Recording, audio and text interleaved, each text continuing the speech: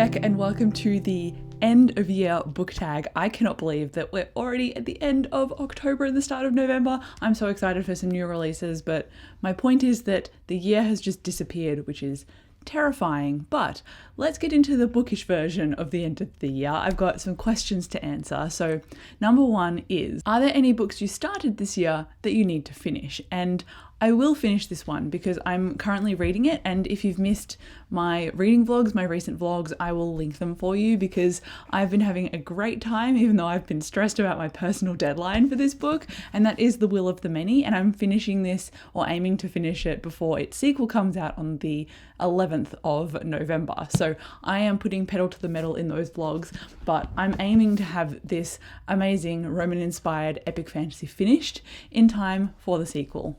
Cross your fingers for me because I have a little 3-month-old baby that is just off camera here watching me film, and he's being very good so far. The other book that I really need to finish is not even a book, it's a whole series, and I feel still increasingly guilty about this one just because audiobooks are supposed to be easy and I have not made time for them at all.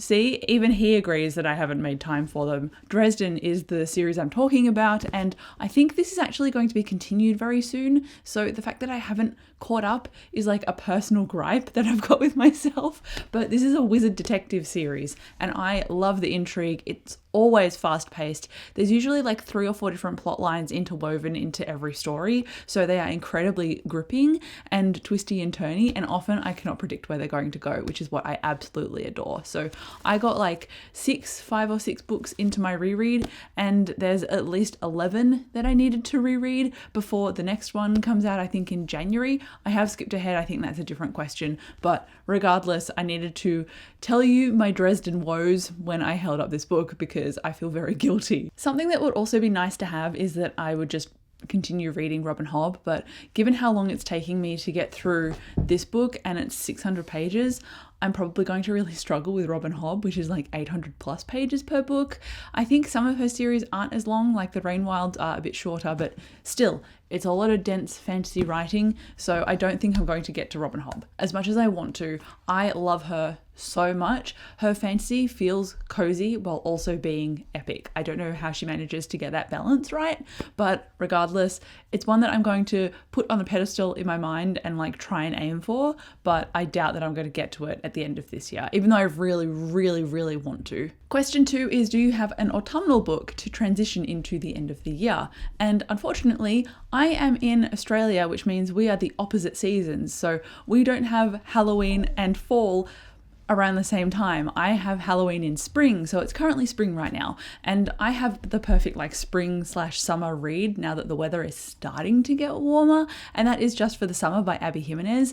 I still don't really know what this one is about. I know that it's the third in a series and I've read the other 2, but beyond that I'm not sure. I just know that I like her romance because her characters are complex and grounded, and their issues feel like they are real rather than just thrown in there for the sake of putting tension in a story. So I'm looking forward to reading this one. Her characters are unmatched and she's one of my new favorite authors for romance. So that is one that I will listen to when I am confident that I know I'll be able to cry, because her books have all made me cry so far. Question 3 is there a new release that you're still waiting for? And obviously I talked about this one with The Strength of the Few, the sequel coming out on the 11th of November. Funnily enough, there is also another fantasy series that's got its sequel coming out on that day. I feel really sorry for it because it's like overshadowed by the majority of this release. But it is The Blackfire Blade by James Logan, and this is a fantasy story that is kind of epic as well, and it centers a rogue character trying to solve this mystery conspiracy, and he gets caught up along with other politics as he goes. And I just really like how this was like twisty and turny. It was a little bit tongue-in-cheek at some points, but it was overall quite gripping, and I'm looking forward to reading the sequel. I have pre-ordered the audiobook, so I am keen for that one.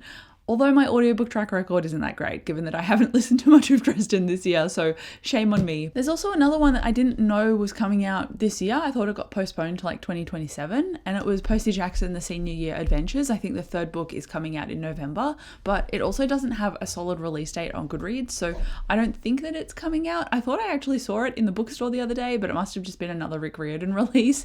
So I am highly anticipating that one because I adore Percy Jackson. But aside from that, I think that's all of my new releases. I don't have any for December.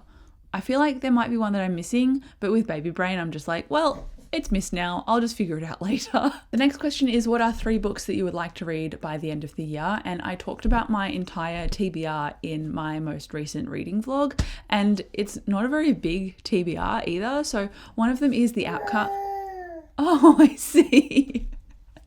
One of them is The Outcast Mage, which is a fantasy book that focuses on, I think, a magical school. And I'm looking forward to trying that one out. I am a bit concerned. I've got a bit of trepidation, about this one because it's a debut fantasy and obviously they can be hit or miss, but I really hope that I like the writing style. Again, that's another audiobook. I just feel like I've queued up a lot of audiobooks and then I'm not listening to them. I think I prepared to listen to a lot of audiobooks when I had my baby, but I've just not had the attention span to do that. So I'm hoping that there can be a bit of a shift and I can start listening to audiobooks. Now that he's getting a bit more focused on things and a bit more distracted, I could probably strap him to my chest and go for a walk, or strap him to my chest and walk around the house, rather than just leaving him there in a room while he's asleep and going and doing stuff. But I couldn't listen to an audiobook when I did stuff like that because I needed to listen out for him. So things are starting to shift, I think, and hopefully audiobooks can be in my near future. And then the other 2 books that I would like to read before the end of the year, so The Outcast Mage is one, and then I've got Saga Volumes 11 and 12. And I feel like I've seen nothing about these, which makes me really, really nervous because this series has been incredible so far and it's been all 4 and 5 stars of each volume for me. And I'm really hoping that these are good, but again, I've seen no one review them, no one talk about them.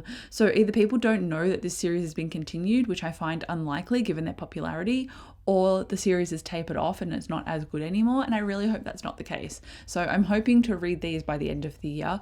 I did want to reread the whole series before I read these, but I might end up just jumping into these for the sake of finishing the series or getting up to date on the series so far. So we'll see what happens.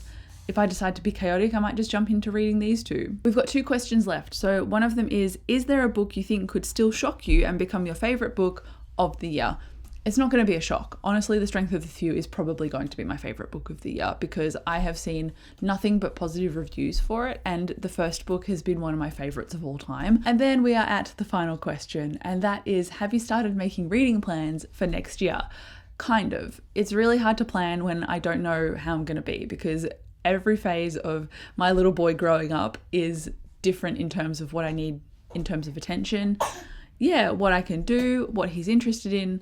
So I don't know what I can plan with my reading around that, if that makes sense. But ideally, I would get, again, audiobooks done and as much reading done as I possibly can. The fact that I've actually been reading is just a testament to how much I want to keep it in my life. So I'm pretty positive that it will still happen. But Dresden is one that I need to continue, and I'm thinking maybe early next year, I'll probably continue reading these. I don't think I'm going to get to all of them at the end of this year, so that feels a bit inevitable. And then also, there is an author that is coming out with a book next year, and the name of it frustratingly escapes me right now, but it is by Jen Lyons, which I really like as a fantasy author, and I'm really looking forward to reading her newest release.